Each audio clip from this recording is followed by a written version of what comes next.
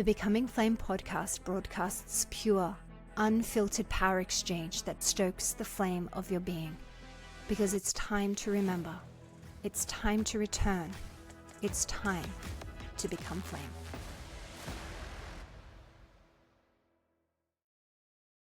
Hi, and welcome to another episode of Becoming Flame podcast. I'm your host, Kait and today we have an amazing guest for you. Her name is Melody Lubin. She is a woman devoted to the living body, not aesthetic, not Instagram, like as a site of truth. Her work is all about feminine embodiment, desire, erotic intelligence, and leadership that is shaped from the inside out. She holds a vision for a world where humans are deeply embodied in their humanity, in their feeling body, in their sexuality, in their erotic intelligence, and in kind, compassionate, and intelligent relating to each other. She speaks a lot about what happens for a woman's body when she engages in sexual intercourse, sexual relationship in general, how women are attuned to whomever and whatever is in their body, and what that actually means, in terms of living feminine embodiment. She knows a lot about the science, about the anatomy, about the energetics, and she works to bring that all together to fulfill really a mission of seeing women in their absolute power, not power over, not power taken, but true feminine power of community, of togetherness, of coherence with nature. And so I couldn't think of a better guest for this podcast than Melody. And I love that she's so willing to go to the places all of us need to go to in order to become this embodied being. But she speaks about the rawness of that. She speaks about her ability to do this work in devotion, and devotion meaning going the places you don't necessarily feel happy, sunshine, and rainbows. So her work in sensation, in eros, in parts of womanhood, she's very aware that they're not meant to be tidy or easily digestible. And she doesn't teach from theory. She goes into these places in her body and she teaches from what has been metabolized. She talks about nervous system connections, from where the vagus nerve is connected from behind the throat all the way into the cervix. And she talks about that relationship between throat and sexual power. Melody is this wealth of knowledge, and I'm so excited for this conversation. I don't think this conversation is going to be like purely about feminine energy as a concept. I really want to talk to her, and I really want to get into what happens when a woman actually stays in the moment, does the work, doesn't leave, doesn't flee, doesn't freeze, doesn't fight, stays, holds it, being in her body, in her wanting, in her truth, even when it costs her comfort, approval, certainty, and sometimes even the old identity that she thought she was. And Melody's been through it. So I'm hoping that this conversation really can unlock something for each and every listener who is building their life from rupture and back into rapture. That's my gift today. And I know that Melody's up for the challenge. So without further ado, welcome, Melody. So welcome to the podcast, Melody. Hi, good morning, good afternoon, wherever you're getting your podcast. Is morning for Melody and I. So yeah, good morning. Hi, thanks for having me. I'm excited to chat. Welcome back down under. How does it feel? Oh, it feels so good, like being able to have my feet on the earth. I remember just before I came, I was messaging my friends here saying like, barefoot life is a thing and I crave it. And so it feels good to have my feet on the earth and the sun shining and access to the ocean every day. Yeah, it feels really medicinal. I think it's really interesting when I became a mother, the choices that you make for your own personal life, for example, making sure that your feet are on the earth every day, making sure that you're in nature every day, being in this coherence with nature as much as you can. It's Mm. interesting, this concept of people are allowing adults to do kind of whatever they want, but all of a sudden you don't let you don't put shoes on your child, or you don't do these kinds of things, and you're a bad mother, or you're a bad parent. And I find the reflection that I've had in terms of like the work that I've done, and the unfolding and the unraveling that I've done to come back into a harmonic sort of rhythm of life, kind of living outside of time, living outside of rules and structures and things, that when you have a child, people become very, very upset that you don't raise your child within the constructs of what is so-called normal. And it's this extra deeper unraveling of, for at least for me personally, of why am I doing what I'm doing? Like, why am I living this way? And I know that you've been through, in your own version of that, not just a questioning, but a really defiant, values-based way of living. I'm so curious, Mhm. like, how, first of all, like, what led you to really question every aspect of your life? How did you decide, what you're going to choose to be? I mean, huge question, but we've got an hour to fill, so see what you can do with that. Thank you. Yeah, I think it's I've really been reflecting on this because I went on a date this week, and I just got to witness how not normal I am. How, just like how I am not normal at all. Melody, Uh, yes, I do know. I do know.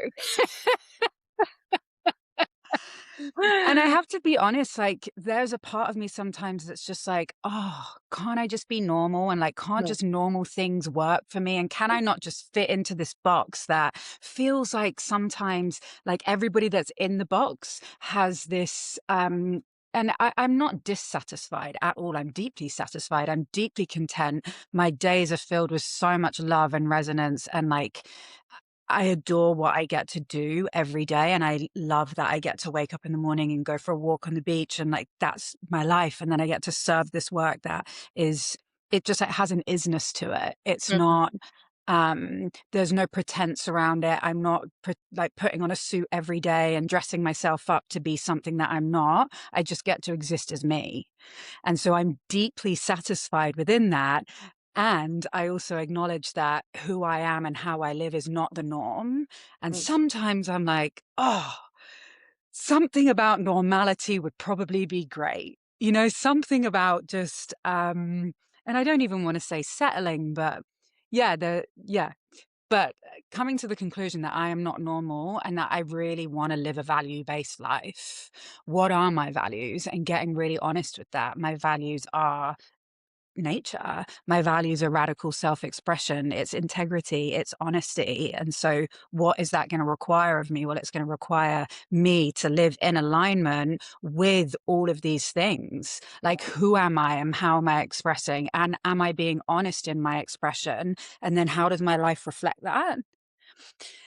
And creating that for yourself, and I think this is something that people really underestimate, it's a long journey. You don't just wake up one day and your life looks and feels like it's yours. It's like an everyday relationship of what do I need to adjust Yeah. so I can live a life that is truly mine. Because I think that's the thing, right? It's like we're conditioned to live lives that aren't ours, and that we should want things that we don't actually want. 100%. And so then when we start getting honest with ourselves and it's like, well, I don't want that and I don't want that, and no's are important. Like, no's, knowing your no, if this is not what I want, is just as important, and if not more important than your yes. Yes is easy. Yes is like, yes, we all know we want these big things and like to live a particular life, but are we willing to say no to everything that isn't that? See, I have an interesting kind of journey on that yes, no, is that I got Mm. really good at saying no. Oh, yeah. Then cleared everything out. And this is what I like about you saying, it takes a long time to create the life, like decades, like sometimes an entire life, right? Because you might get to a certain level of truth where you think you're really in alignment, you're really in truth.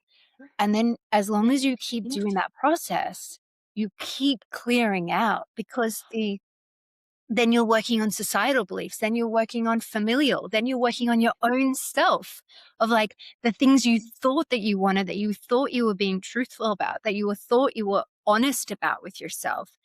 You find a deeper, more coherent version of honesty that requires, again, a radical shift into, okay, maybe that's not what I want. Maybe that's not who I am. And I think that the no has a different approach at every stage that you're at.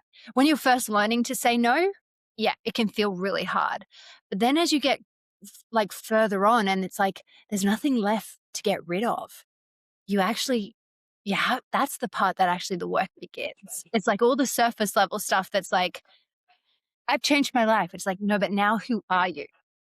Because if you're Totally. labeling yourself, if you've got an identity there, if you're saying I'm a this job or I'm a this label, look there.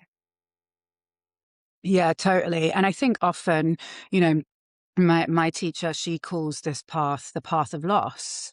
She was like, it's Mm, a path of loss. We're continuously letting go. We gather things and then we let go, and we gather things and then we let go, and we're keeping refining so that we're not gathering too much. But also that no, and this was something that I had to really journey. A lot of my no came from survival. yeah, And so actually learning to say yes, like I want a bigger life, I want to show up for a bigger life, I want to have a bigger life, I want to say yes to this experience and journey this. A lot of that was me meeting my survival body, yeah, because the no is so easy. It's the protection, right? And right, again, this is where we have to see where is the yes or the no coming from, yeah, because where yeah, my no might be coming from is different to somebody else's, where they're yes. And I do think that it changes, right? It's like once you move out of the survival body, it's much easier to say yes, but then that yes has to be so honest, mm. It's because not then coherent, we just then end it up comes from the picking line. up things. Say that Yeah, again. because if that yes is not coming from that coherence, that place of Totally. truth, then you're fooling yourself Totally. again and saying yes to something. Because I've experienced the difference between a head-based trauma and a body, like a whole body, whole life desire.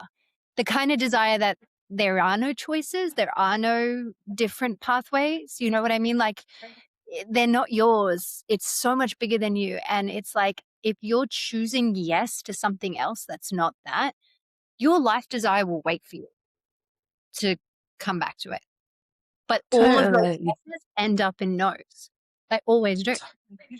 Totally. And I always say, like, the path is here, and we're like going off and coming back, Yeah. and then we might take a little detour and then we come back, but we're always being called back. Yeah. And then I also believe, the way that I teach desire is like it really holds intelligence. It's like keys to doors that are locked in our soul, and it's literally our soul path.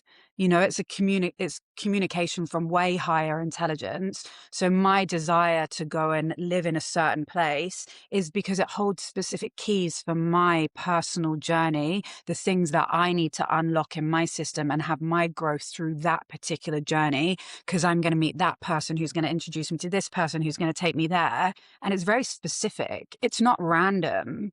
And we need to stop believing that it's random.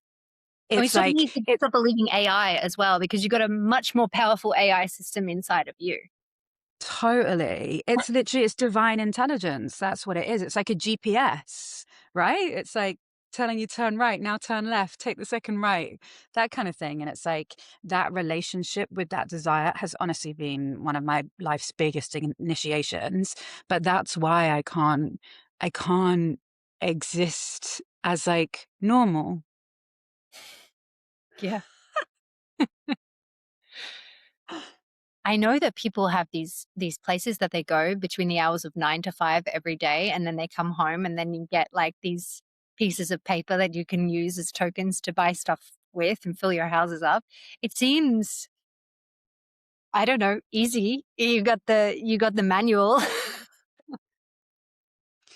Yeah, I mean, it's not even about ease. It's just about like, there's something, sometimes I feel like my soul desires feel complicated, you know, and Okay. like inconvenient. They ask me to pack up my life and move to these different places. And I'm like, okay, again, you know? Yeah. Yeah. I think I've lived now in, I don't know, 7 countries and at least 1,000 million houses. Yeah. But it's not Yeah. interesting because for my body system, that's not exhausting.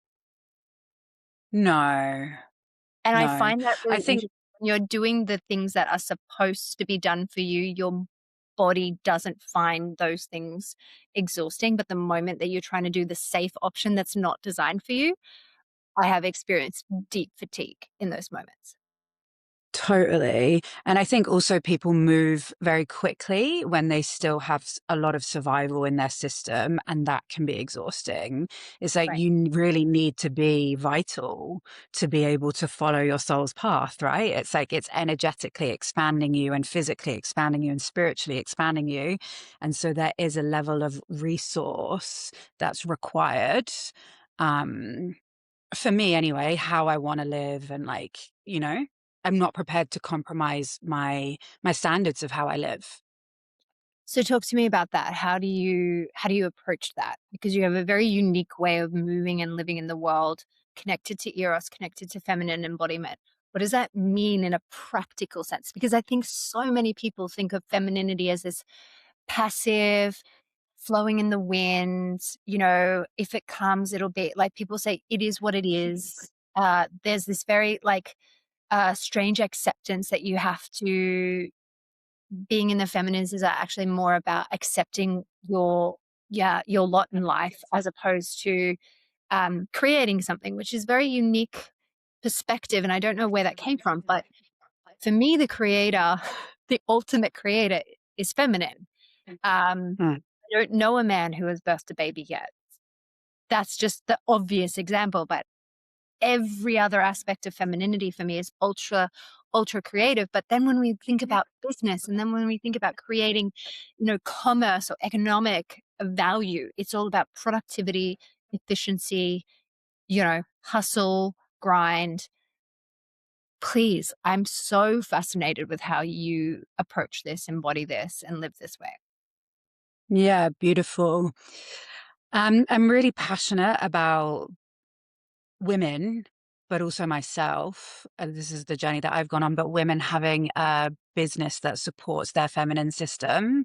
And I think, you know, um, we've been modeled hustle and push and grind and do all these things, et cetera, et cetera. And then the counter of that, it's like when we've got these internal out of alignment energetics, it's like, oh, I just want to flow and I just want to show up every now and then. And and that's not sustainable. If you want to be making like 20K a year, you could probably get away with it at that. But if you actually want to be building wealth, you're going to Right. need to integrate a part of you to help you like get deeper in your commitment. And the really beautiful thing about this, Kate, is that it is energetic.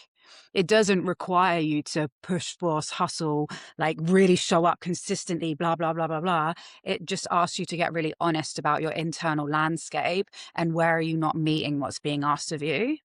Because when you start to meet what's being asked of you, organically, it's going to expand into a place that stretches your capacity. So you don't have to go into overdrive to make it work. You don't have to force things to make it work. You have to listen. You have to listen and say, yes, I'm willing to be, because the way that I see feminine work and the way that I teach it is like, I'm a conduit for spirit. I'm responding to what spirit is asking of me to do in this life. And I think that's one of the biggest things. And this is why desire is such an important aspect, because it's like, if I'm not doing what I'm actually here to do, it's like pushing up like a heavy cart up a hill.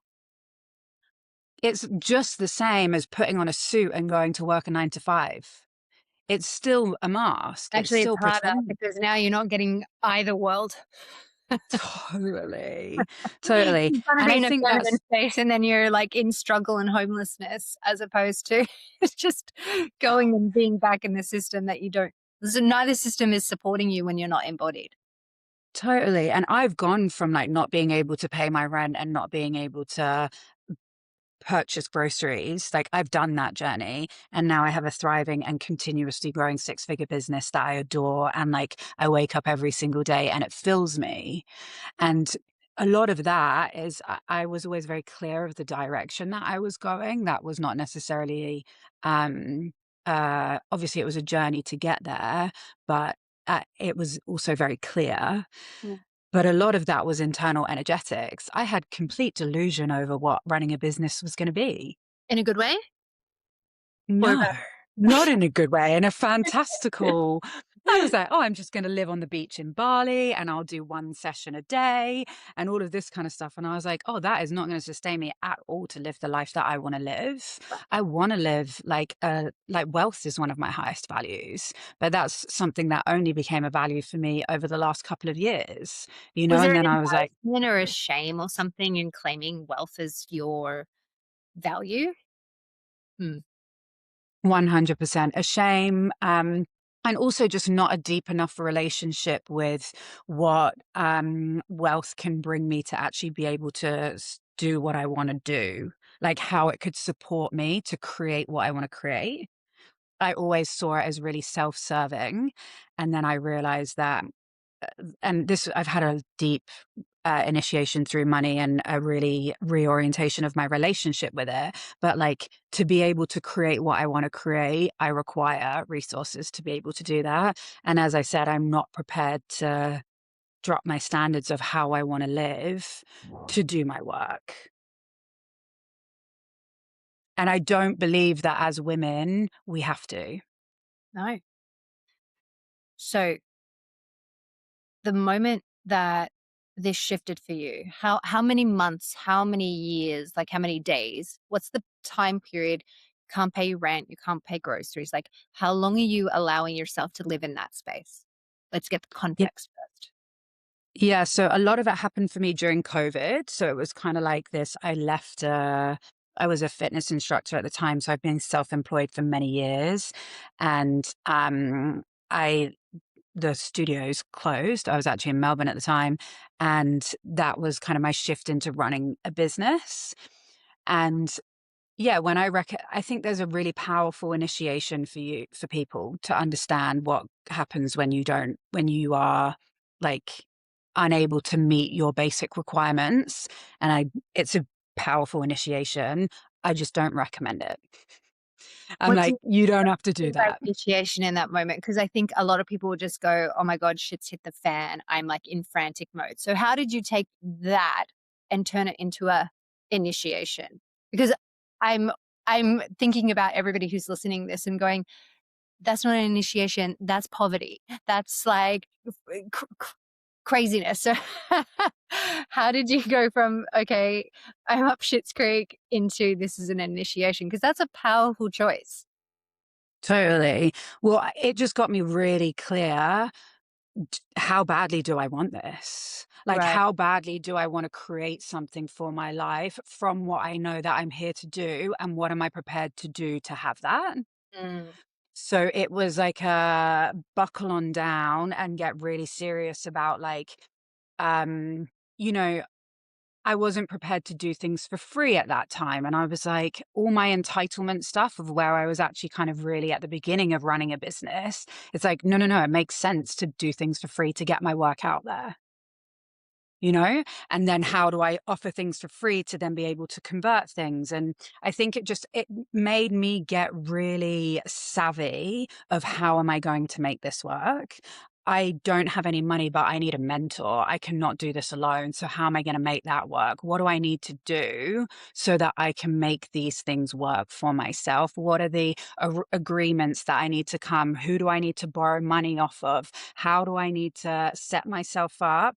Like, it was a really big initiation of me of not just like cruising and flowing. It was like, what do I need so that this can work? Who can help support me for the next 4 months? And how can I figure out a way to pay them back? How can I bring a mentor on board?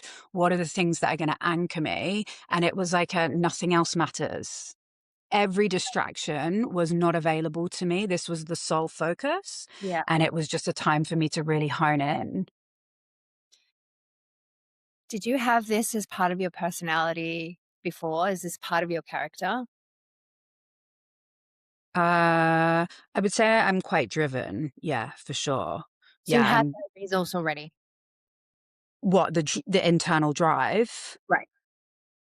Yeah, yeah, I would say so. I have yeah, definitely have an internal drive. I have like career is quite a high value for me, Got and it. not in the sense of like building a career, more as in like I have a lot of vision, and I Mm, really am invested in bringing that vision to life. love it. And I think we spoke about this the other day. It's like, what does it require to pull it from the ether into the physical? And I think this is one of the things that a lot of feminine work really lacks, is Mm, that it is so focused on flow and creativity and inspiration. But if your creativity and your inspiration is massive, which mine is, you also need to have a big anchor to pull that through, because otherwise it's just ideas. okay.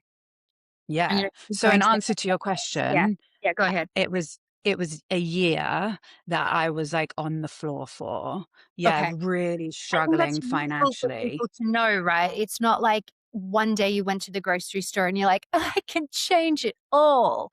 So this is a deep journey for you. So that's why you call it an initiation, because it was a underworld kind of darkness of like, what the actual am I gonna do? Yeah, and it's like some of the deepest you don't just get given a business. Not in the spiritual. If you're doing a spiritual business, you don't just get handed, like, "Here's your six-figure business overnight just because 'cause you're gifted." Like, the whole point in business is that it is an initiation, and this is why so many people don't make it through the 2 years, because everyone would be doing it. It's like shadow work on crack. It's asking for Okay, your we're gonna full go step by step devotion. through this because this is so juicy. What you're doing is so juicy and it mirrors my experience so strongly. So I wanna like pull as much gold out of our Yes. two combined journeys because I think it's so valuable. Um, okay, so you're in this place of I don't know how to live for a year. Did you just live off savings at that time, or you were borrowing money and everything? Okay. Both So of those, yeah. so when you're talking about initiations and when you're talking about sitting in that discomfort, how did you personally do that? It was a lot of sitting in discomfort and like feeling a lot of the parts of me that felt helpless, and it was funny because I was like trying to get waitressing jobs and things at the time, and it just wasn't happening. And I just In felt like I COVID was with just being, restaurants closed. yeah, yeah, I was living in Byron at the time, so they did have restaurants open, but Okay, that was so out of alignment, you right. know? And I was being asked to really refine my alignment, and yeah, um it felt like stretching my edges of the level of discomfort that I could handle and be present with. And I started to understand, like, oh, this isn't going to be an easy journey. It doesn't matter how gifted I am or how much magic I have or how much medicine I have. It's actually a completely different skill to be able to bring something into the physical form again. So, it just felt like I was being stretched in all the exact right places. And it was a lot of tears and it was a lot of tantrums and it was a lot of like nearly wanting to stop and quit and all those things. And just like, should I just give up? And I think that's something again about these soul Like, it's like we can go off, but we're always gonna be called back, and I could just feel where I was continuously being called back. My vision is so much bigger than me. It's been, like, such a humble journey of, like I was listening to something the other day. He's a Kabbalah teacher. His name's David something, I can't remember his surname, and he was saying, "The thing about vision is that you have to be okay with somebody else doing it." Mm.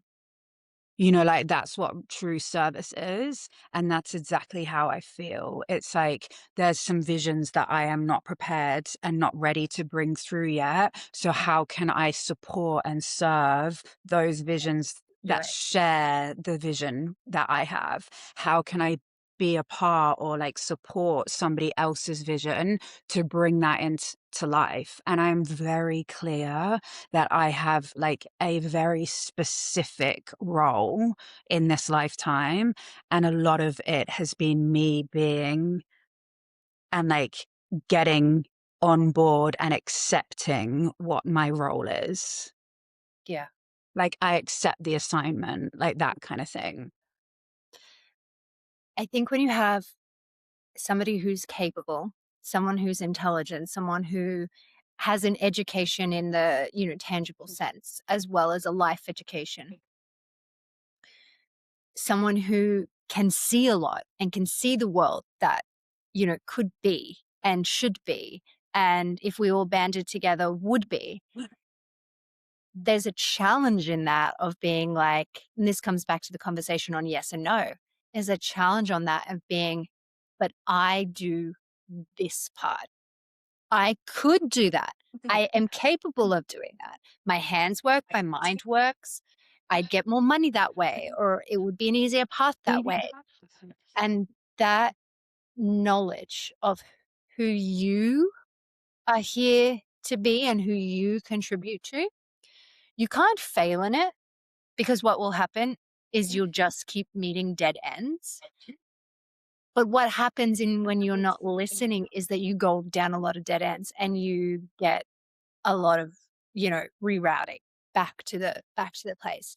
And it's not about judgment of, you know, doing it quicker or faster or anything. It's about, as soon as you learn to listen and as soon as you can tune into your specific note, your specific coordinate, like I call it the one thread on the tapestry that you are. You're not the entire tapestry.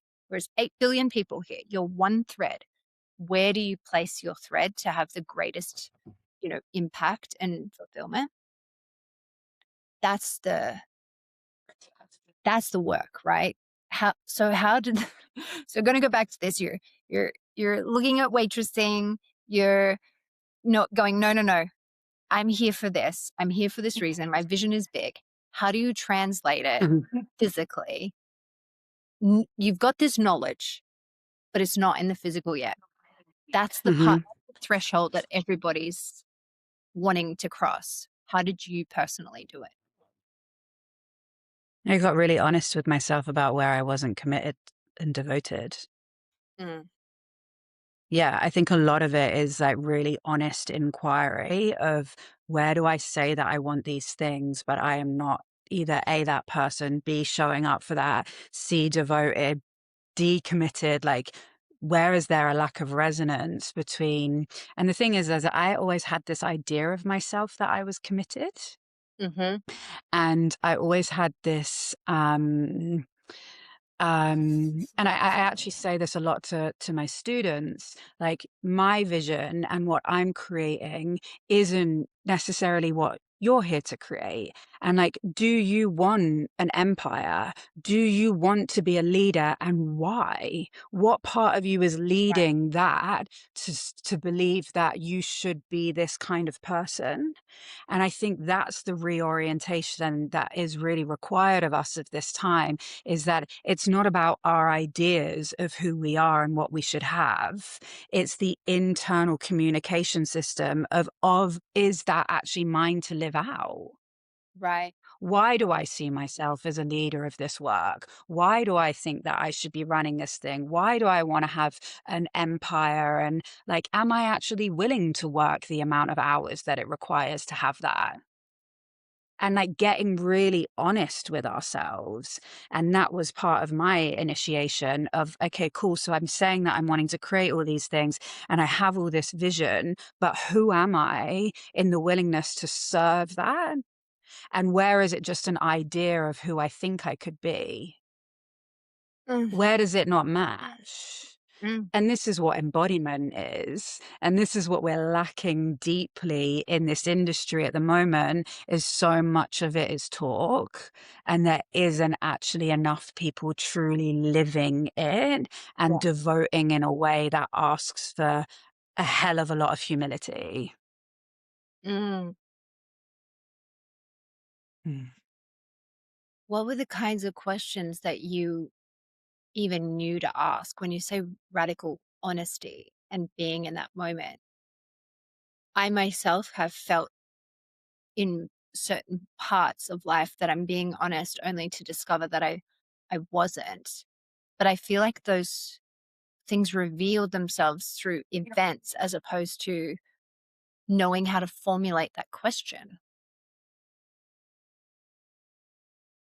Yeah, it's funny. I had this idea of myself that I was really committed, and it was like part of my identity. I was like, oh, I'm such a committed person. Like it was fully my identity. And then I was being worked with something, and I was like, I am not committed at all.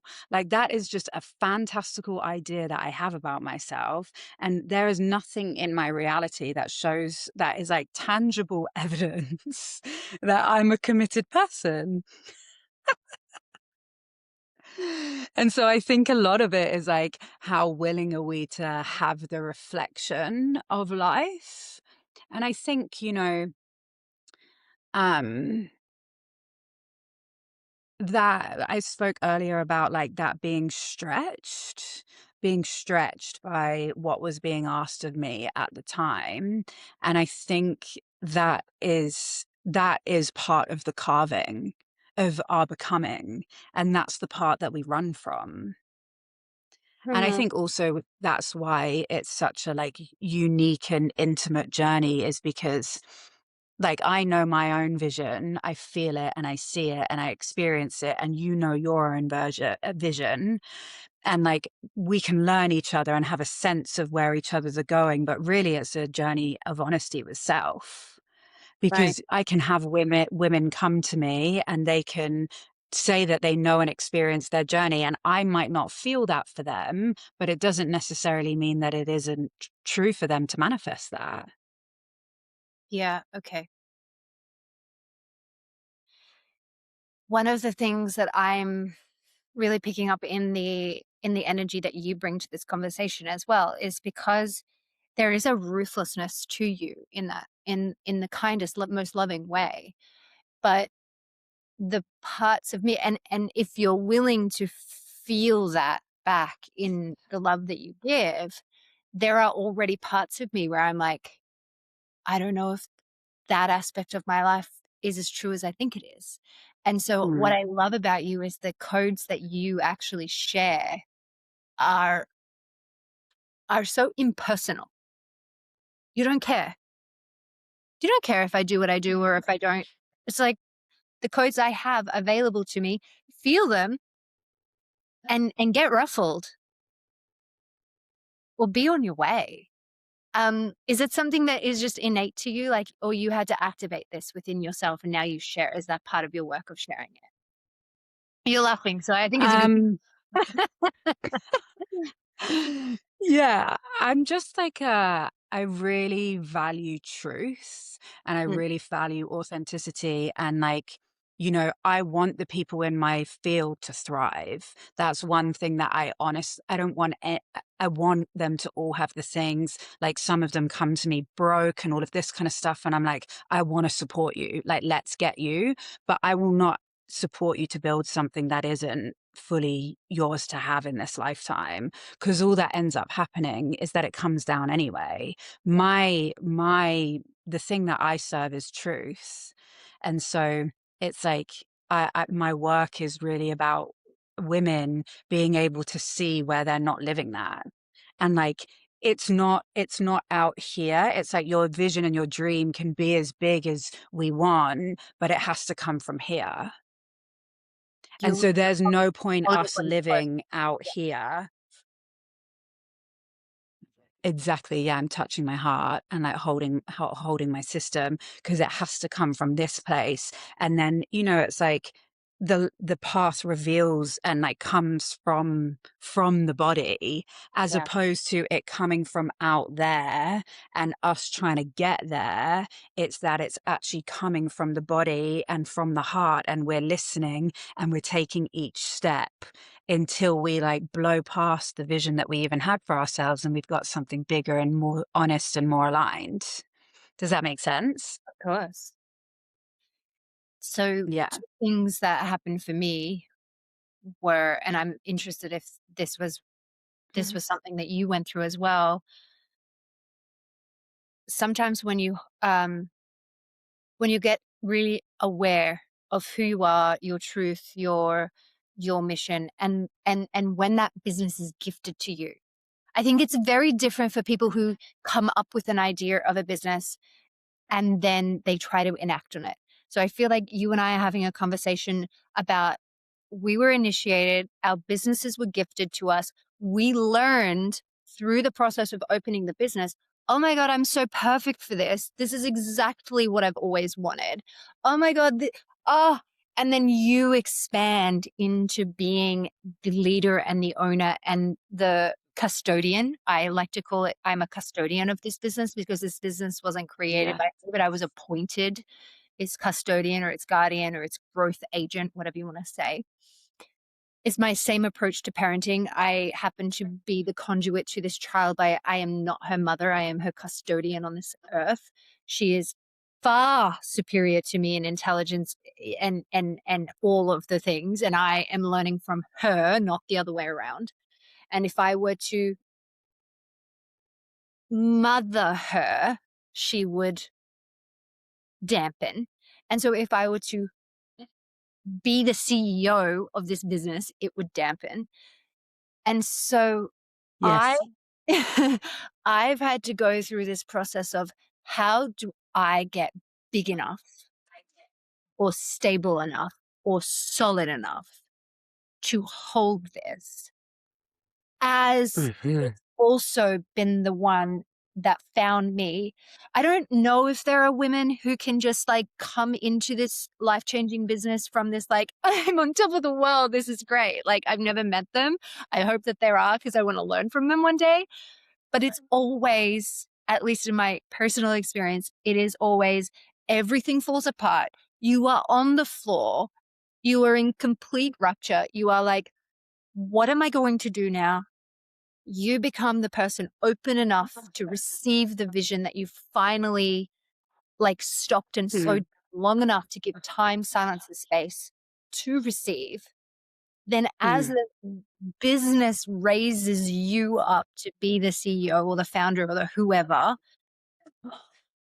you're raising yourself up with this business. My my uh my expansion of self has never been bigger or more solid than when I went through this initiation in this way. How did Mhm. you get schooled in power or in solidity or in the physical vessel of holding this? Like, that's you don't talk from here, right? I can hear you. When I feel you talking is very low. Mm. How did that happen? Like, you going from like, I can't pay my rent, to I'm like, I'm solid, I'm good here. There's a lot of steps in between this these two parts of the story. Take us slowly Yeah. through this. Yeah. Beautiful. What you just spoke to there, Kate, is like the way that I relate to. And, desire is just as much, it's like our business is also a desire, right? It's also, it's a vision and a creation, just as much as, say, like having a baby is a desire. I think we often associate desire with like relationships or babies or those things. Tropes. But business, Yeah, exactly. But business is too a desire, and it's a current. And so what I love what you spoke to is like that journey, and how I teach it is that desire carves us. It carves us into who we need to be to have that desire. So what you're asking me to share is like the journey of how I got carved. Like what was the, and it's funny because it's all energetic, right? So it's like you get the calling, you feel the thing that's pulling you in a direction coming from your body. Again, it's not a thought-based thing. It's a felt experience of I feel this calling to go here or do this or create that. And so it comes from the body, and each step takes us to our next layer of expansion, and it's literally carving us. And so for me to get to very rooted in my system, to not having being able to pay my rent and all of those things. And the way that I see it is it's like um it's the internal mastery. So there is internal structure that's required from us. And again, that's an energetic experience. And for me, the practices really looked like feminine and body work, a lot of sexuality work, like really working with my eros and building my current so that I could expand more and hold more. Because again, life is energetic. So all that happened to me is that I say all that happened to me. What happened to me All was that I happened to went me was that I completely changed my life, and the end. exactly. I went from something very stable that allowed my insecurities to hide within it. And then once the stability had gone, because if life is a reflection of who we are, and there's also things like timings, all of those things, I had to really be with my worthiness pieces, my hiding pieces, the places where I didn't fully believe in myself, where I didn't want to back myself, where I felt like life should just come to me and things should just be easy, and those kind of things. Like I really had to work with a lot of, and when I say easy, I would say more like I could sit in my laziness and still receive. And that's what I meant when I said easy. I think alignment is ease, but you'll still meet your challenges for sure. And that's part of the design. And so I had to really be with a lot of the out of alignment energetics for me to start to build my power and build a really rooted, landed place. And then alongside me doing my internal work, I was really building my mastery. And I think that's something as well, is that um uh I'm not entitled to my gifts. I'm gifted them, but I get to work with them and harness them. And it's like if I was given a gift of dance, which I was, if I don't choose to cultivate that, then I'm not a dancer. I don't become a professional dancer just because I was gifted it. Yeah. And so I've been gifted the gift, we've spoken about this, but like of translation, and my voice is a really big part of my gift. Like I'm able to make things that aren't tangible, tangible. I can explain energetics really well. I can facilitate spaces really well, but I was gifted that, but I also had to Work on deepen my it. relationship to the mastery of it. It wasn't just like, oh, I'm just a facilitator and I just get to be that. I had to really practice it too. And so the humility of being a beginner, of, oh, I don't know everything about business. Oh, I don't know everything about facilitating and holding space. And I want to practice. And my one-to-one sessions, like my gift of being able to read energy is something I've deepened over 7, 8 years. Right. I was gifted it, sure, from a really young age, but I didn't practice it. And so my willingness to practice too. And so it's the internal and then also the devotion to the craft that has given me the anchoring in my system. You spoke about the shame that you had around wanting and Mm, valuing wealth. mm, Um, I think that's very, very common for women. I don't often meet a man who is ashamed of wanting wealth or valuing wealth. Um, this is a feminine wound. That's fine. We all know it. We don't need to explain that. But I think that there's a really big challenge for a lot of women of they try to do the feminine thing, they try to like go in and have this business that aligns to them. It doesn't often work, and then they go back and they do the hustle or the overwork, or they go back and, do what they need to do. Um, for you, was it more around re releasing the shame, or was it more around holding in the energy? Because I think what I'm hearing from you is actually you're much less about, releasing, and you're much more about bringing in. Yeah, beautiful. You've read it well. Yeah, I feel there's something about learning to have a container of our energy that allows us to hold a deeper sense of attunement and resonance. It's integrating the masculine ultimately. So it was definitely about me releasing my shame around money, but it was actually getting honest with my desire. The Yeah. shame was blocking me from like, oh, my desire is to live a really abundant and rich life. Okay. And the shame was that's wrong to want that. That there's some kind of because when I first started my journey, it was more about money than wealth. And money held a different shame than when I just got honest about like, I really want to be wealthy. Because wealth feels like it's an expansion of all areas of my life, where money felt like it was a very specific, Number in the bank account. tangible. Mm. Exactly. Yeah, because Yeah. wealth is about how do I live? What's the way I walk down the street? How do people relate to me? Yes. You can be very, Yes. very wealthy without money. Totally. Totally. And then Not also in a getting TV honest with version, but like in this version that you're talking about. totally, but then also getting honest with myself that wealth was a tangible money thing, that I wanted to be able to live a specific way and I required money to be able to do that.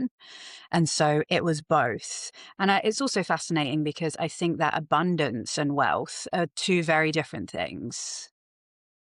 Okay, I'll The buy it. way I relate to them feels very different. Abundance to me is it feels to me like going to the markets every week and buying my fresh fruits and veggies and being able to go into the ocean and like living a life of gratitude, where wealth feels anchored in like a level of power.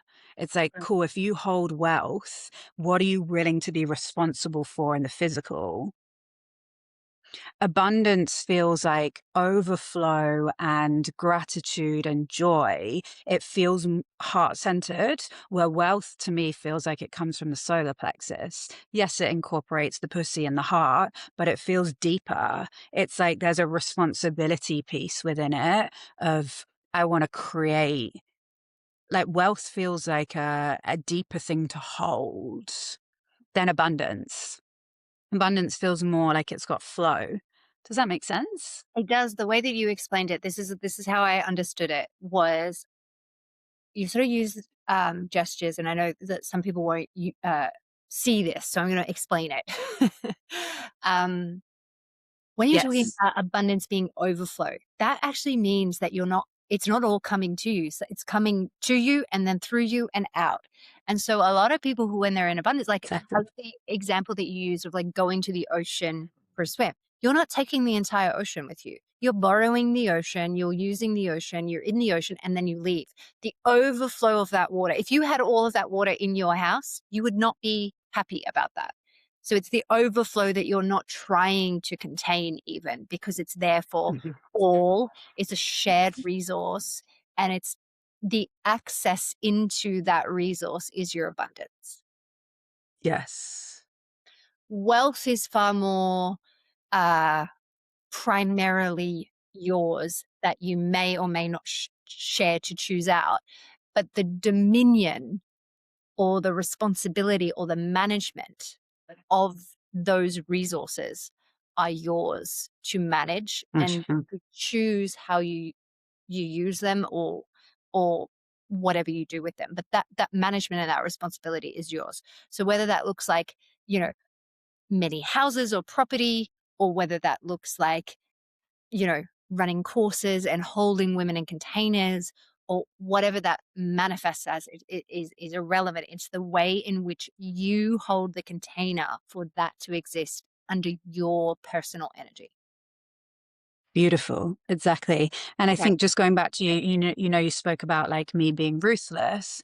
I'm ruthless in responsibility. Yes. Like, I'm really passionate about people understanding the responsibility of what it requires to have the life that you want to have and also to be who you are. Hmm. I think so many people don't understand the responsibility of what it means to actually become your authentic self, that people just think it's like, oh, I just get to be whoever I want. And it's like, oh, no, no, no, you actually don't get to run out your shadows and all your like childish behaviors and all of those kind of things. You're actually becoming responsible for the essence that wants to come through you.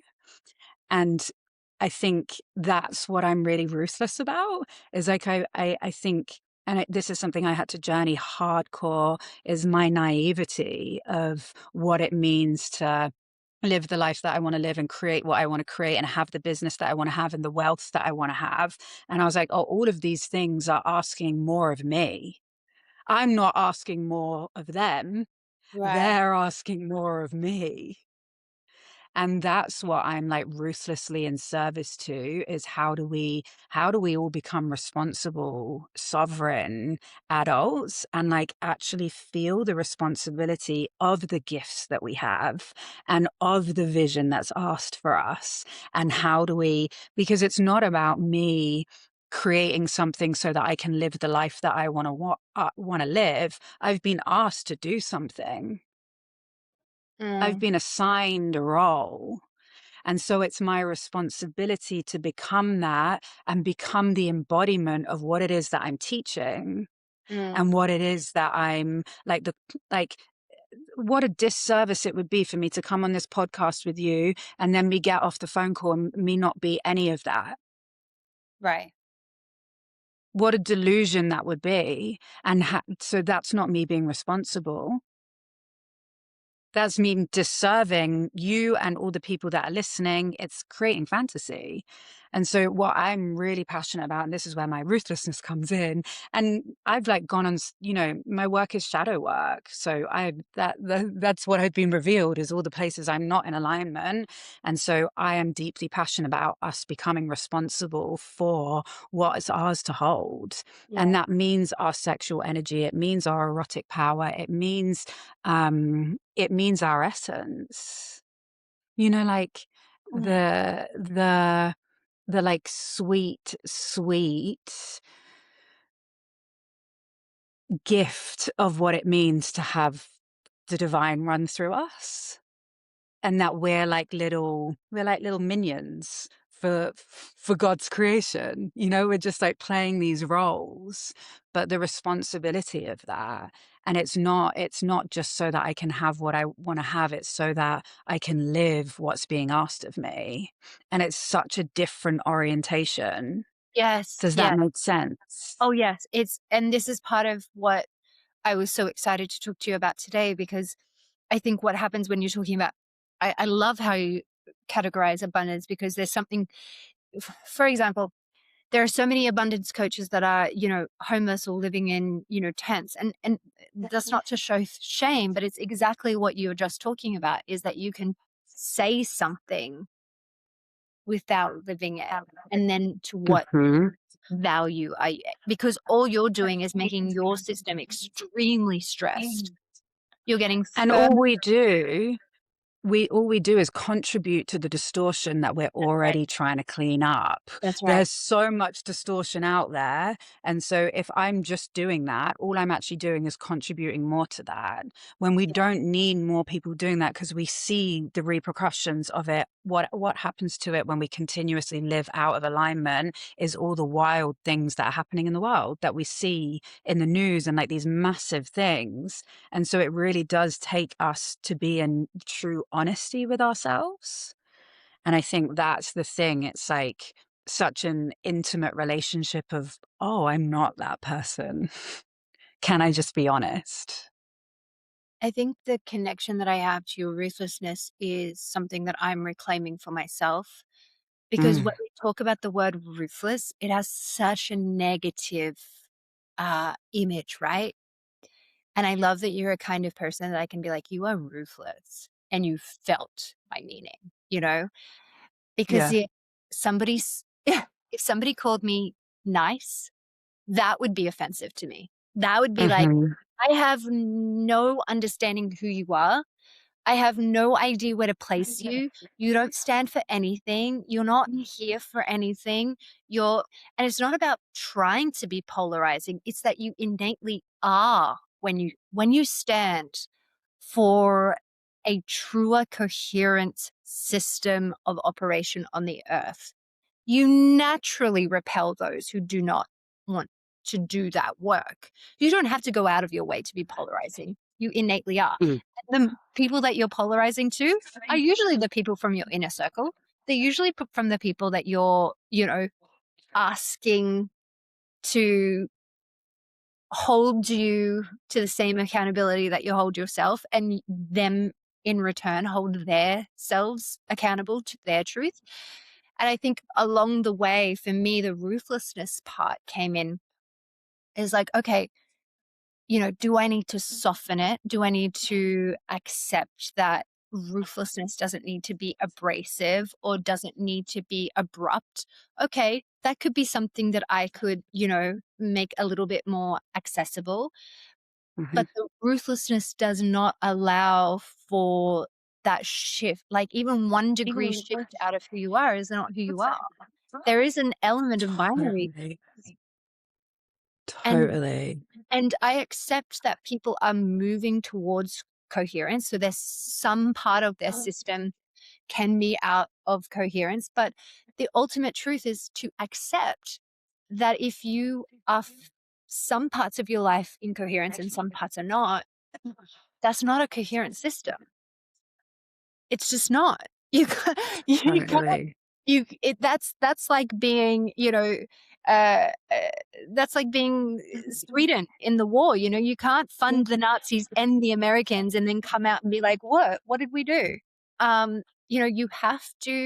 You have to choose who you be, and I think for me, the ruthlessness part of it has been extremely challenging because it's Mm. really asked me to be okay, um, with standing alone in that. And because I Mhm. wasn't, I had to. And because I wasn't, everything fell apart until I was Mhm. able to stand by myself. And when I didn't care any longer, when it was like, you cannot take anything more from me, you cannot hurt me anymore. I stand in this value system. I stand here and I know who I am and I know that I am prepared to die for this. Nothing Mhm. you anymore. Nothing. And then all of Mhm. a sudden, that initiation, it was like, click, please walk this way. And you're like, so literally like accepting death for this mission was what I needed to do. How many people are lining up for that? No, you will die. You will die. And for me, I just became a master of death. I became a master of death. And I I'm hearing from you I can actually stop preparing for the dishevelment. I can stop preparing for that next death and that next death and that next death because it is a form of survival. It's a very strange survival. And somehow you get really good at shedding and letting go and like being raw and being vulnerable and being truthful and honest with yourself. But there's a point, and I feel like this conversation is like my light bulb moment of like, but now turn it around. Now be all about bringing in, bringing in, bringing in. Mm. That's a really Um, that's a really beautiful opportunity for me here in this conversation of like, I don't think I don't think I'm being asked to let go. I don't need to die anymore. Like now rise. Now do the rise. Now do the coming back into rapture. But mhm. I'm sure that there was a moment for you as well where you got to turn it around, right? Well, and I also think that we're in the dance of both always. It's Yeah. like we're always dying. And this is something that I've journeyed because I think I started this work because I thought that I wouldn't have to keep dying anymore. I've always had a really alchemical system from like quite a young age. I've had a very feminine system and I've always churned a lot through my system. And I didn't understand what it was when I was younger. And now I have like the language and the map and the understanding of what it is. Mm. And the more that I do this work, the more that I do understand that we are dying all of the time. And so many of my teachers have always said to me, you got to get good at dying and just accept that that's a part of it. But Mm. it's in the moments when we're not dying, like, how are we choosing to live? Yeah. Yeah. And how much like power, and again coming back to this ruthlessness, this word that seems to be present here, is like my ruthlessness is because I know that I am the person that's going to bring my vision to life, and Right. I have this deep yearning in my life to experience my full expression, in the sense of like I want my life to be a reflection of exactly who I am. I want my house to feel like it's mine, and where I live to feel like it's mine, and all my friends to be of deep resonance. I want my full expression, not just who I am, but also my life as an expression, to be so fully mine. And I have a yearning for that, Mm. that I'm like, I'm not going to stop. Yeah, I don't know where my commitment to my work came to, but like I said, I understand my assignment and I'm continuously reminded of that it's like, it's a choiceless choice. I've been asked to do it, and there's nothing about it that I can't not do, and then within that, I choose it too. So how do you bring your eros daily into this? So by the way, when your teacher said, "Are you have to get really good at dying?" Are you good at dying? Is that your skill now too? Okay, cool. Oh, I feel like sometimes I am. I had a big heartbreak last year, and that was not something that I was very good at dying with. It was like, yeah, it taught me a lot of places where I struggled to surrender and I didn't want to let go. And yeah, that I think that was a big initiation for me of uh, being humbled, but also, this certainty that I had of like, I knew that this is what I wanted, but maybe God wants something different for me. And am I okay with that? And I got to be with all the ways that actually I'm really not okay with it. And that Mm. was something that I was going to say about, we're all on the path, in the sense of we're all getting like, none of us are perfect. We're all being initiated in the ways. And I think having grace, like this is something with my students, but also with myself, is that cohesion and the coherence that you were speaking to. It's also about having so much grace around like where we're not fully there yet. And that maybe we're there in some places, and then other places it's like, "Oh, actually, I can't let go here yet." And, like, Yeah. I don't know how to surrender to this one. This one is, like, whooping my ass, Yeah. and I don't know how to surrender, but I'm gonna try. And, Yeah. like, I'm gonna keep letting it work me, and I'm gonna keep opening my system so that I'm not fighting it, so that I can, like, try to be. And so I think That's that's the some. part, right? You need to actually accept that your nervous system is gonna take a little bit longer than your mental, or that your Yes. desire sometimes, and so working with the physical body, especially if you've got this huge desire and you just wanna run and go and do it, and you're, like, being slowed down, and I think that's some part of the feminine embodiment gives you a lot of natural grace of being like, things take time to gestate. Take time.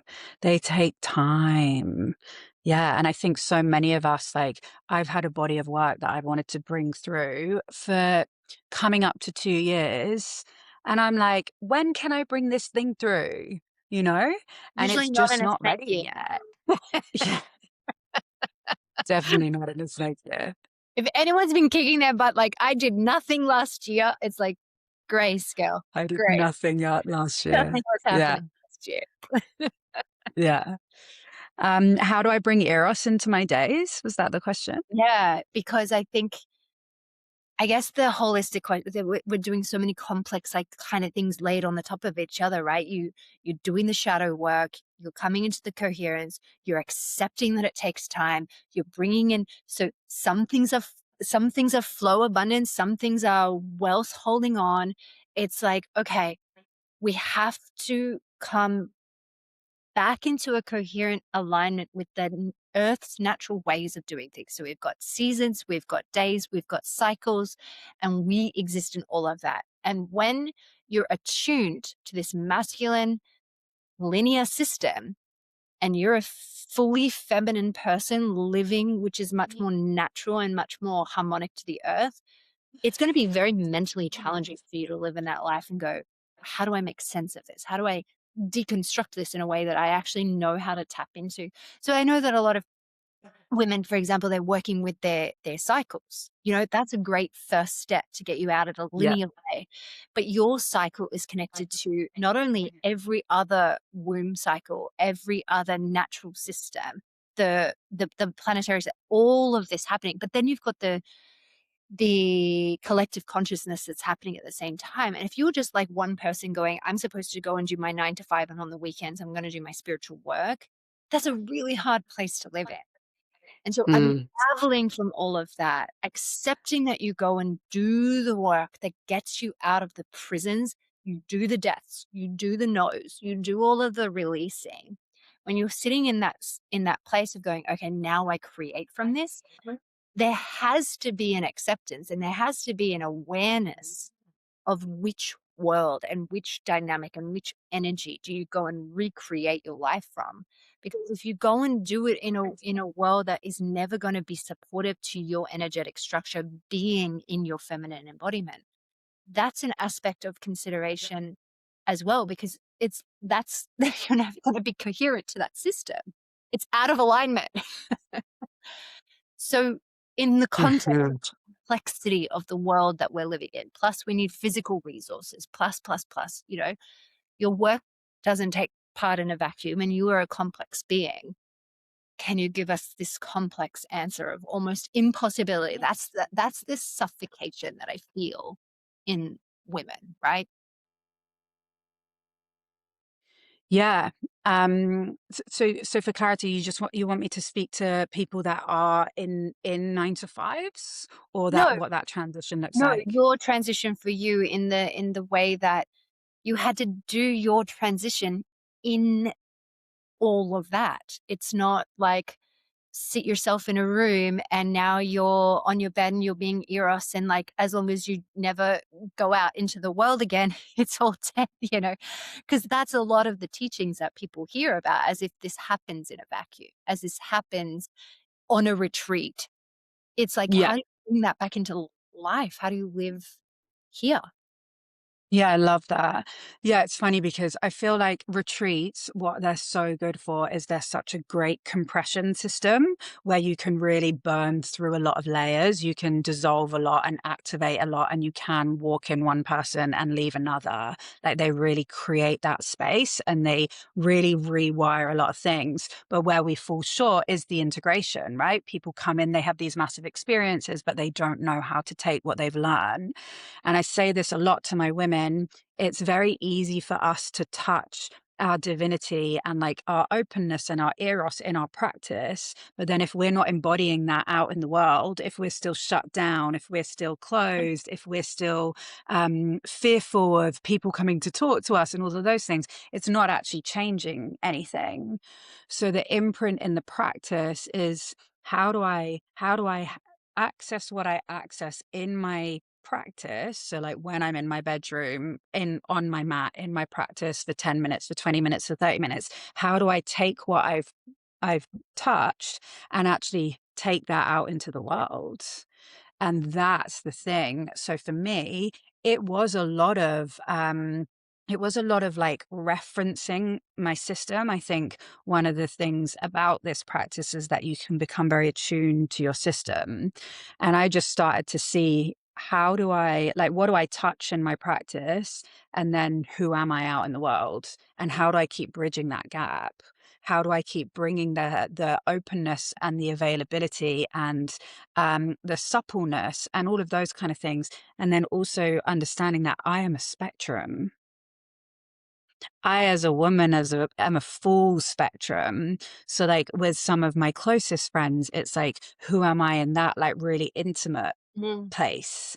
And then who am I, when I'm, like, facilitating, and then who am I on dates?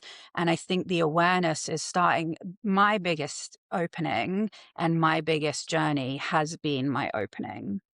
So that's what I'm always tracking, is like, how open do I feel in this environment? How open do I feel with this person? How connectable am I here? How available am I? And that was like one of my highest values, because I knew that as I became more open, I was experiencing more life. And that's what I wanted, is I wanted to experience more life. And so it's like, my practice is, how do I keep opening? How do Mm. I stay receptive to the experience in front of me? Whether it's like an argument with a partner, a disagreement with somebody, like my mum or something like that. Like, how am I responding to that? And then that is, and then there's another way of looking at it, as like, I run a feminine led business, so it's run through creativity and inspiration and eros and my turn on. And I have a lot of space in my day for me to be able to, like, I don't work loads of hours, and that's a conscious choice. I don't, yeah, I, um, like, on some level, I'm always working, because it's like, I always have a right arm. It's like, I can't just put these things down. I can't just get rid of my legs. Like, my business is part of who I am. So on some level, I'm always working, but like, practically, I'm not. So I have a lot of spaciousness to experience my essence. And so that is what's the imprint of my work. Does that make sense? Mm. Yeah. And I think what I'm hearing from you, it's a consistent theme throughout everything that you say, is I know what my values are, and therefore that informs me who I am across any, um it's not that you're changing who you are, but that you're appropriately the part of you for that moment, because we are, you know, multidimensional and multi-surface beings, and that who I am with a child is naturally appropriate versus who I am with you on this podcast. It's not that I've changed who I am, but that an aspect of me is more appropriate. But the values of who I be and who dictate my life, not foundation, but even the execution of my life, are very clear. They're very well known to me. And as a result, they're very well known to everyone else. And you said something earlier of like, if you come into a party that I'm holding, you will know who I am and what I value based on the people in that room, Mm, based mm. on the activities that I do while I'm in a city or country or place. And what I really like about your answer is, it doesn't really matter what the external world is doing, and it doesn't really matter what those structures are, because who I be in my value system and how I choose to live and what I demand and command is this. And that is feminine embodiment. Mm. Because feminine is living from the internal. It's not about being soft and submissive and sexy. It's about being anchored in who you are, where a masculine orientation is, it's focused on the external. So a masculine orientation would be, I will behave this way so that this experience happens. I'll dress up as this person so you see me in that way. That's what a masculine orientation is. It's about the external, where a feminine orientation is, it's about your embodiment. It's that your values and you being in alignment with them are actually at the front, and that who you are is authentic to who you are Mm. and who you be. Yeah, Are that's you actually a beautiful thing, because you know, this feminine embodiment space that we have, that, like, not to dismiss it at all, but it's a lot of like, "Ah," and, like, a lot of like, "How can I be pleasure-based, and how can I be more soft?" And, like, that's not my experience of the feminine at all. That's one aspect of the feminine, where the feminine is like a multitude of experiences. But if you have to be something to be accepted, to be liked, to be loved, then you're instantly in a masculine response, because what you're doing is performative. Where the feminine energetic is, right? Where the masculine is, like, if we split it, the feminine is the body and the masculine is the ego, it's the identity. And so that, Mm. and I think identity is important.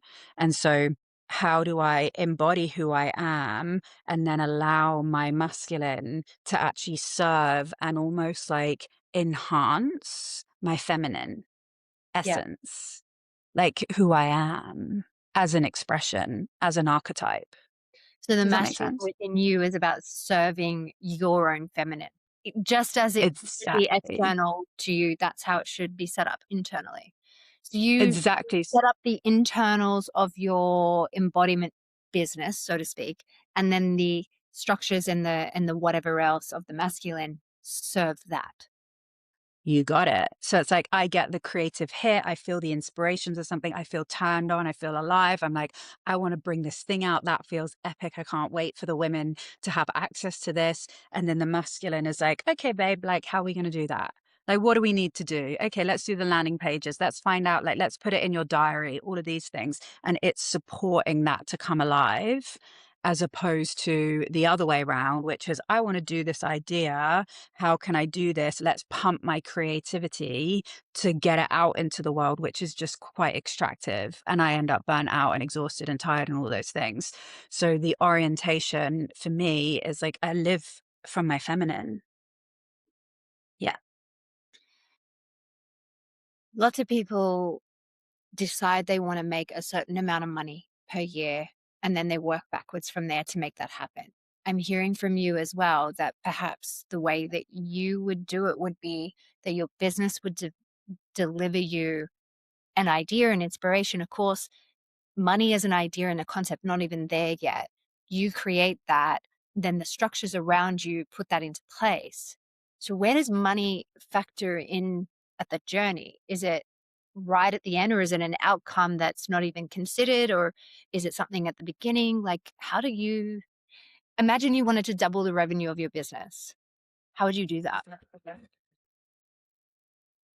So if I wanted to double the revenue of my business, I'd have to be honest about, can I become double the, like, can I create space for double the capacity in my reality? Am I willing to work double the amount of hours? Am I willing to show up with double the amount of energy? Who do I need to become to create double? Where do I need to anchor, commit more, devote more? How do my habits need to change? Does waking up in the morning, checking my social media first thing serve me? No. Okay, cool. Do I need to swap out my coffee for something more gentle? Yes. Like, what are the things that I'm actually doing? Because there's no way that essentially I'm making the amount of money that I'm making because I'm the person that energetically matches that. Yeah. And so that's one thing. One of the easy ways that I would look at like doubling my money is, okay, cool, where can I up my prices? Like, where am I ready to stretch into for all the work that I'm already doing? Where am I prepared to increase my prices for those things? Where do I feel like I've got more value? I've got more insight. I've got deeper wisdom. Where do I feel more embodied in what I'm actually doing? And how can I create more, like, put a higher value on that? So everything that I already have, I would increase that. And then, yeah, like I said, it would be a journey of becoming, because it's not just as easy as like, oh, I just want to make this amount of money. It's actually, who am I to hold that money and have that money? Am I already responsible for the money that I'm making? Because if I'm not, why on earth would I be given more? Hmm. So that would be that. And then, so I look at it from that side. I do have like ideas of figures that I want to make, but I also think I'm always prepared for that to never to like either me make more or make less. It's just like I would love to make that amount of money and I have that idea. But yeah, I don't get to choose that. And I'm sure you've experienced that before where you've wanted to like make a certain amount of women come and work with you or like do a certain amount of podcasts in a certain amount of time. And we don't actually choose that. It's kind of easier when you've already got a business to increase it, but you went from, I'm like living on handouts and sticky tape, putting this all together. So, how did you get your system ready to hold anything? Like, if you're holding negative and you've got nothing coming in, or you're owing other people, Yeah. what's that 0 to 1 point? Like, how do you make your first dollar or your first $100? Like that, just that moment of like, okay, because that's the hard part. It is the hard part. And I also think for me, there were so many factors. I don't know, I'd actually love to hear from you, but like for me, there was so many factors and playing things that needed to move for me to start making, I could make money. I just couldn't consistently make money. I couldn't consistently magnetize clients. So some of it was structural stuff of like, okay, cool. How do I create structures and like payment plans so that I'm not just by like making to go out, so that I'm actually know that next month I've already got this much coming in and I actually know that I've got this much coming in until December. Does that make sense? So like how do I have the structures to support me a bit further out? So that's one thing. But then it was like quite like a pivotal moment for me. I left Australia. I did my first in-person 7-day retreat experience in Costa Rica. And that just like blew my system open. And from that, I managed to start making more money. And So you there was quite a few you facilitated things or you were a participant? I facilitated. Got it. So after like 2 years of studying with my previous teacher, and a specific body of work. And then COVID happened. So we weren't doing in-person experiences. You couldn't do those. And so it was like when they just started to open the gates, you could leave Australia, but you couldn't get back in at this point. And I was like, I think I'm complete on my time in Australia. I was struggling. And I went back to London. I stayed with my mum for a month. And then I went and taught this experience in Costa Rica. And that just like opened a lot of doors for me. I moved to Mexico. Yeah, there was like a series of events. So again, I think a lot of it is alignment, right? And Was it that where you is were the doing energy? that work though? You were coming into acceptance of that identity and then the embodiment of that, and then it sort of like tapped into place and then boom, boom, boom, boom, boom. Yeah. Exactly. Yeah. And I do think, a lot of our work, and again, I'd love to hear from you, but a lot of our work is like in the everyday. It's in the menial, it's in the mundane, it's in the nitty-gritty. But then we do have these big experiences where like something opens and you go straight through it and you're in another timeline. Yes. Like that kind of thing. And then again, it's like all the everyday and the nitty-gritty and the menial and the boring. It is like this work it's in the everyday. It's not just when I go and have these peak experiences, but then I do think we have these big moments that are like breakthroughs. Yeah. So hearing from me, I mean, which life? Yeah, exactly. I think that how I make or manifest money has been really different at every point in my journey as well. Like when I was in the era of love and light, I found it really hard to make and sustain not only wealth but money and provision. Um, and I think Yeah. that for me at that time, that was one of the most important points in time where everyone on the internet and everybody on like the the networks that I was being introduced into or like given like this is truth, accept it.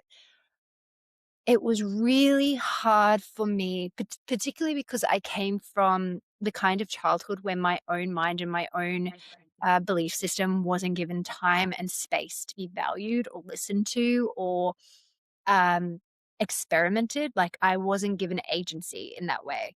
And so when I came to Mm. this work in my sort of early to mid 20s, I, you know, I was still so young and so accepting that external people held the answers to my life and that you needed to pay to access Mm. that wisdom and that information. Mm. And it took a long time.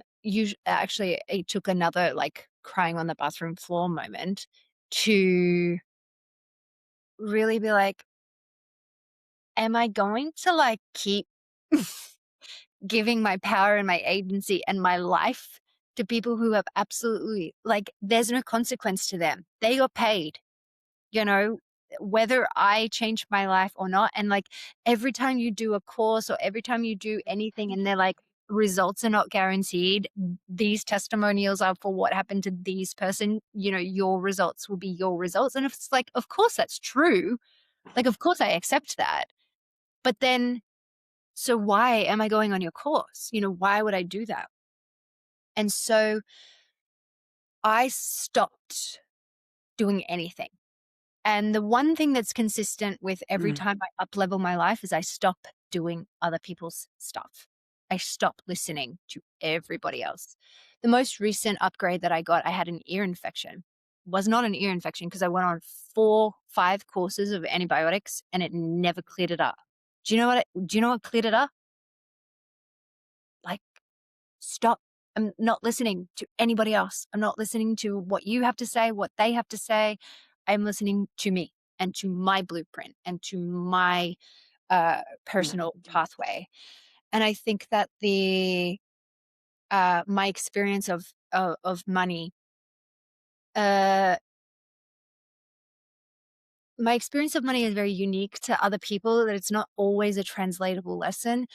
My system's so far in the future. Mm. So far in the future that I already have an ability to live very abundantly without any money.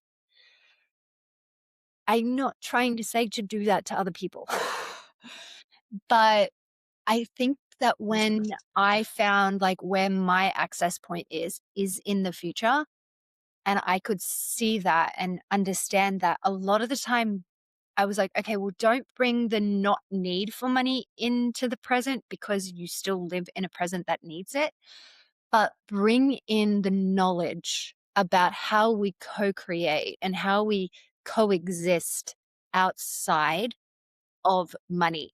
And what I learned about was wealth and the various different kinds of wealth. So, for example, inspiration and Mm. ideas are a Mm. huge aspect of wealth in my system's understanding of how to create communication.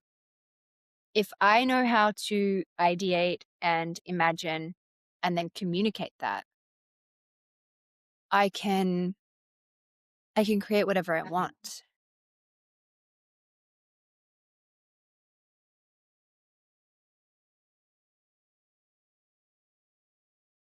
Oh, are you there? I'm here now. You froze. What did you last hear? I heard up to where you are in the future and you don't recommend that to other people, but how do you bring those two together? Yeah, so um my system just naturally receives information from a very distant point. It's not, it took me, you know, I'm nearly 40 years old. Like it took me that many years to understand, oh, what I think, feel, know, and believe is early. It's not here because Mhm. I was constantly trying to understand why what I think of being true isn't here. And so it made a lot of sense for me to work in venture capital, Mm. in, you know, future focused companies, because for me, it's like, finally, found a group of people that live in the future.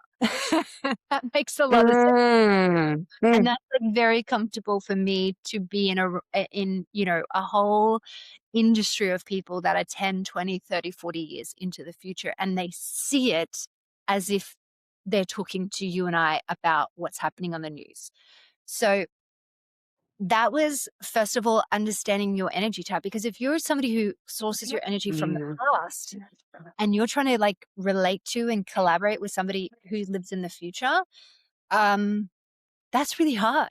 There's like, and I married a guy that lives in the past and like tries to create. And because I found it so unsafe to live in the world where my gift of tapping into the future is weird, I naturally gravitated to somebody who's like, people feel very comfortable with people who know things from the past and talk about them and bring that up. And I was like, oh, that's safety. Like I can cling on to that for safety. But what happened? All my creativity stopped. All my capacity stopped. Mm, I stopped being. mm. So I got, and I have consistently been with men who love to cling to the past and love to cling to that older, like stable, like steadfast kind of energy. Like this is where we've been. This is where, you know, where we're going. And then if we linearly look into the future, that might be where it is. But it's like, it's a very linear, it's a very steadfast way. And my way is like, but that's the future. This is where we are. All we do is collapse it into being. And I was in and amongst people who were like, that's insane. You're crazy, which gave me a strange sense of nervous system safety because that's how I was raised. Mm, mm. So I guess my biggest advice about wealth creation or money creation or creation in general is understand, how do you create? How does your system create? Because Yeah, if you are, and so for example, if you're an erotic creator and you're creating from your body and it's not about a time point, and that's a present creator, right? You're creating in the moment, in the body, and you're moving that energy in a way that accesses any time space reality into who you be in here and now. And that's fine. It's not about one being better than the other. And past creators, by the way, people who access energy from the past, that doesn't mean that they can't create into the future. It means that the energy is pulled from there. So they're improving on things that were, um, yes. you know, you could be improved upon. And, you know, those are the incremental changes. Like that's how we get electrical systems that are better improved and all of these kinds of things. But it doesn't do the disruption business. It doesn't do the let's burn this down and build something new.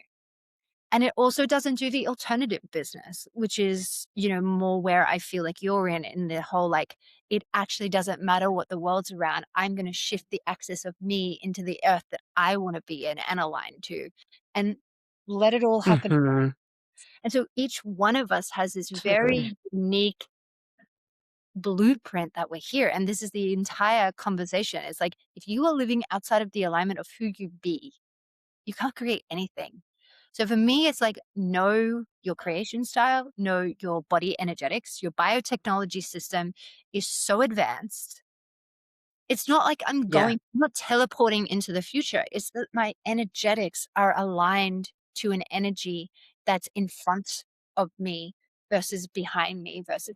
And so now, after all these years of knowing that, who I be in the room with, who I bring into my company, who I bring in, you know, as my guest, all of these kinds of things are really, really important for my system to know. I'm either going to buzz up and like create like madness, or I'm going to shut down and nothing's going to happen.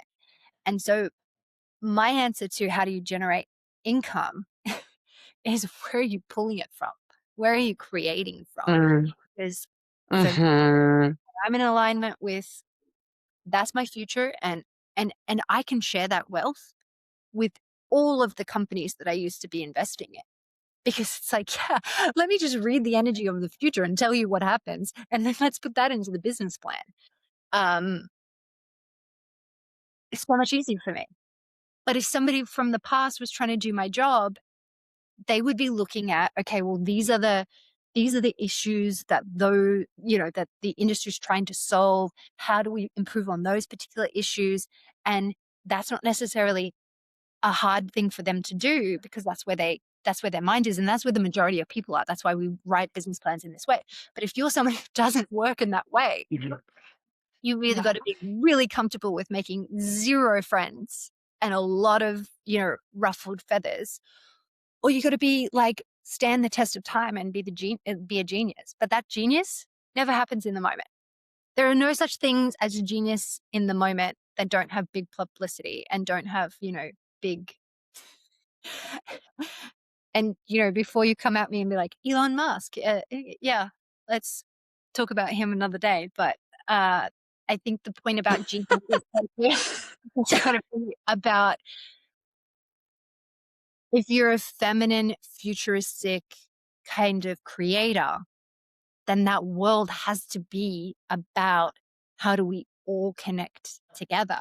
And I think that women like you who are working with Eros, and women like me who are working in like crafting out space for that to be the reality, we just like vibe really well together, because it's like we can't do one without the other. Totally. Yeah, and I love that you said, like, you know, really knowing your system, and I think that's such an important part. You spoke about, like, not taking on other people's information, and, like, I can't listen to what you're saying and, like, no, I'm not hearing what you're saying, and I just need to figure it out for myself, and I think we all have very, that relationship and establishment of who we are, so that we can then receive information from others and say, "No, that isn't true for me, but I hear what you're saying. No, I hear what you're saying, but that's not right."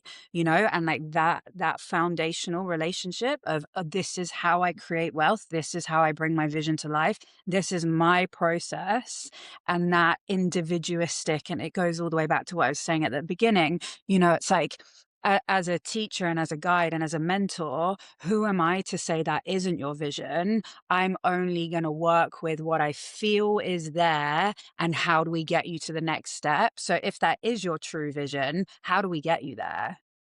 Mm. How do you become the person so that you can birth that, right? And so I love that you said knowing your own internal system and your own internal navigation is so important, because it's like you want to receive information and guidance from people that get your system and that like you truly resonate with, so that it can be like, yeah, this is a resonance and that can excel me in my preparation to get there, as opposed to diminish and stifle my life force and stifle my expansion and stifle what I believe. I think things like the gene keys and human design and astrology, they hold information for you. But again, if it's information, Mhm. and this is like one of the challenges that for me has been my personal journey, is like, especially because I'm such a communicator, I'm a triple air sign. I have a faster energy system as well. Like things happen very quickly in my life. And so it's very easy for me to be here. Dropping in is Mhm. the work. Mhm. Dropping in is the work. Mhm. That is, Mhm. which is interesting because I am like, my body is an antenna. I can feel everyone and Mm. everything. And so Mm. it's always a challenge for me to be in the body, because it's like I'm trying to know my own system, not everybody else's. And as I build up those, like, it's not just about boundaries, because it doesn't matter if that person is physically with me or on the other side of the world, right? Like, I can put all the physical boundaries in place. These are energetic boundaries. These are mental boundaries. Like, I know who's going to call me before the phone rings, kind of thing. That's a level of mastery that actually you have to go through yourself to have the solitude for bringing Totally. in the creation. 100%. 100%. And that's also, I think you said this at the beginning, like it's a lonely path.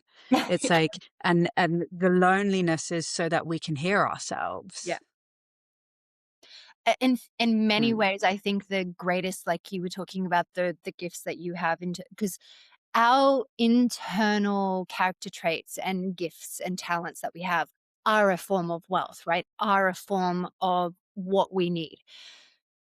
Your resources are so internal, but we've been living in this masculine world of like, we need money to make something happen.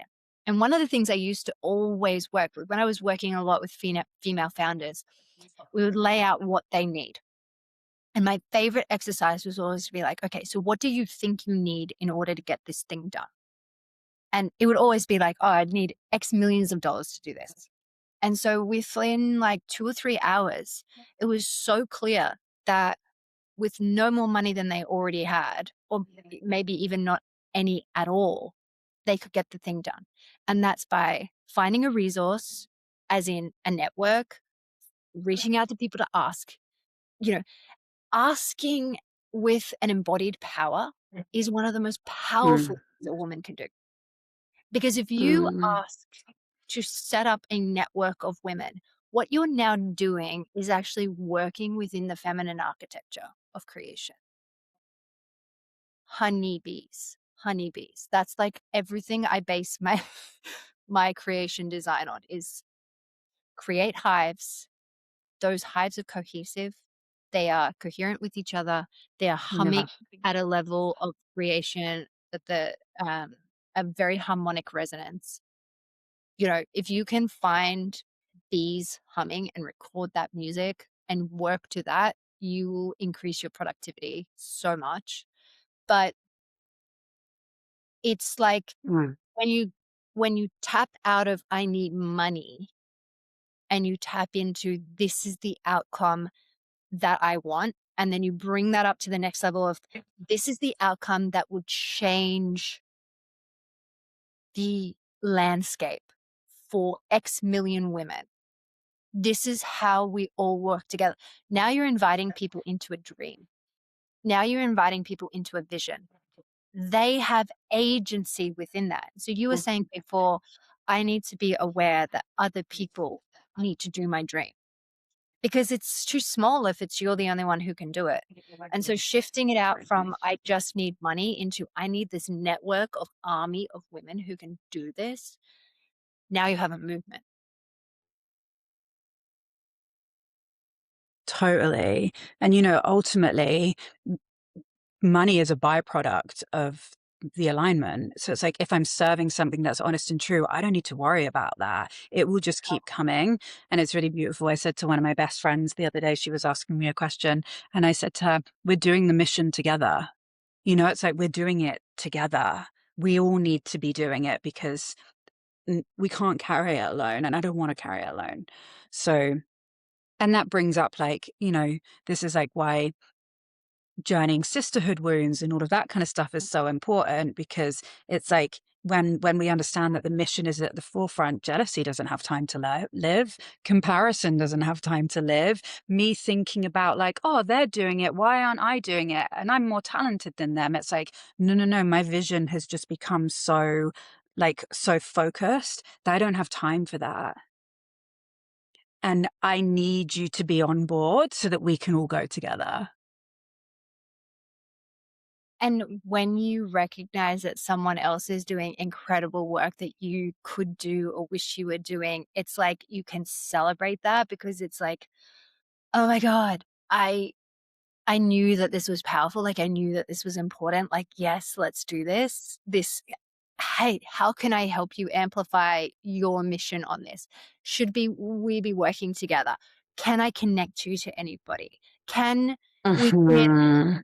where all of us come together? Is this a festival? Is this a celebration? Is this an exhibition? Like, where are we going with this? Are we touring the world? And all of a sudden, two women who are embodied in their own gift, talent, and contribution to the world having a conversation, that amplifies. Two women Totally. embodied and in competition, they take each other down. 100%. And the beautiful thing is that we're all doing the mission together, but nobody's doing it how I'm doing it. No, Because because you're otherwise you. I wouldn't be required. Yeah. Yeah. And so it's like, yeah, we're all doing the mission together. Yes. And if I'm not doing my part, then it's also missing the key. That's right. So it's both, right? It's like I'm uniquely me, and the medicine that comes through me is uniquely in a specific way, and also we're doing it together, and I need you to be part of this. That's right. It's that thread in the tapestry, and you will notice that that thread is missing if it's not there. The tapestry's not complete. Totally. But you're not the entire Totally. tapestry either. Your coordinates. And one of the things I'm gonna go back to what I said to you when I was like picking up what you were really good at, and like I was like, oh my God, your ruthlessness, it's so loving, it's like so powerful, is that if two women or many women can sit together and share the codes that we've unlocked for ourselves with each other, you cut down my work. I don't have to go and like solve every single part of me.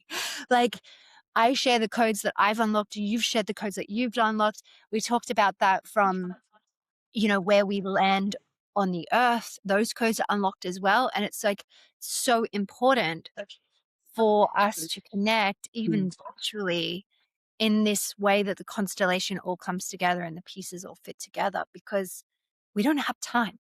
We're just like, we don't want to be here for We the next don't. millennia. Like, Totally. Yes. and we're not our grandmothers. We don't have to be in competition. Like we've, somebody said, oh, I really want to be part of the second wave of feminism. I was like, second wave? What are you talking about? We're up to like the fifth or sixth. Like, there's no feminism anymore. This is like feminine embodiment. Like, I don't know what the hell. If you're still Mhm. at the second wave of feminism, like, I wish you well, but I really would encourage you to come and join us. It's a lot easier up here. A lot easier, and also just like that was a very masculine movement, Yeah, well, it was very masculine, and it was very devoid of the masculine. They rejected the masculine externally, so became the internal masculine. And what my work is so in service to union, internal union, external union. It's like we're doing it together. There is no like patriarch and matriarch. It just is where I'm going. We're all in synergy together with feminine principles at the front. oh my goodness. I could talk to you for the rest of my life. It's so beautiful. I love your devotion. I would love for Mm. you to just describe as we end, like the work that you do specifically with women, what you're offering at the moment, why you're in Australia, and where people can find you. Yeah, beautiful. Thank you. So I'm actually running a retreat in Margaret River that starts on the 20th of February, and there's 2 spaces left. So that's why I'm here. I'm running a 7-day in-person experience. And then I teach a lot of this work. So I have a container called Pulse, which is all about you being carved by your desire. And it's really a map to your desire and where it's taking you, and you living a life from your desire. And then I feel another container that I serve is relevant called Woman. No, not Woman, Queen. And Queen is all about, I do one called Woman too, but it's not, it's more about the erotic pulse of who we are. But Queen is about feminine led leadership and service. And I feel like we've touched on a lot of that, but I do an array of frequency work and feminine work that you can find via Instagram or via my website. And what's your website and your Instagram? Melody Lubin. So melodylubin.com is my website, and Melody Lubin is my Instagram. Thank you so much for today. I was not keeping an eye on the time because I was so locked in on you. We have talked for way longer than I thought we would, but I'm so grateful. And I'm sure that everyone listening is just like going to eat this up. And I can't wait to meet you next week, which is going to be so fantastic, and experience your work for the first time. So I'm so grateful. Melody, thank you so much for your time, for your grace, Mm. wisdom, and your contribution to shifting the axis of this planet into a more human centric, embodied, fulfilling world for all of us. So I am so grateful, not just Mm. for this, but for you. Thank you so much. Thank you for your invitation, for your contribution. Yeah, I've loved speaking to you and I can't wait to connect. We're going to Roots Festival next weekend, an Yeah, all women's festival. It's a beautiful vision. And so, yeah, I can't wait to see you. amazing. Thank you. Thank you.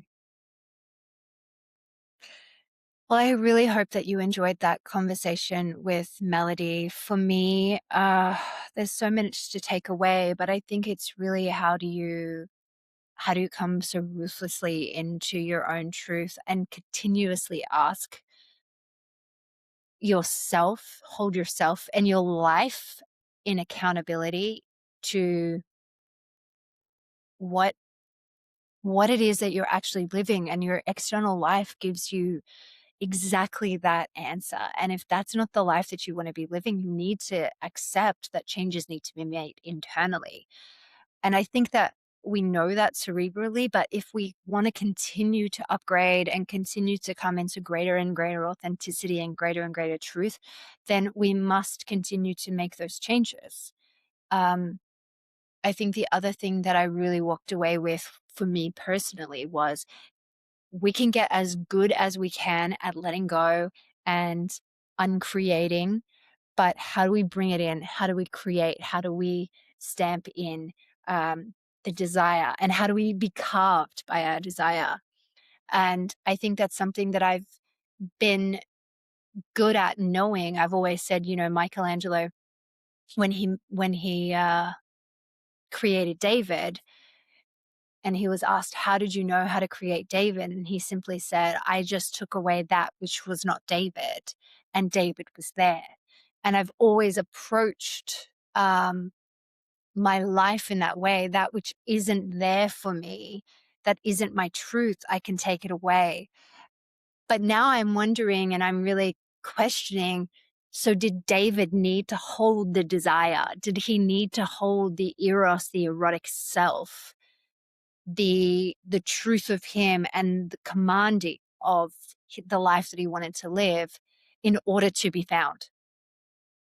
Was it not so passive that David was just revealed, but that David was energizing himself first to be found?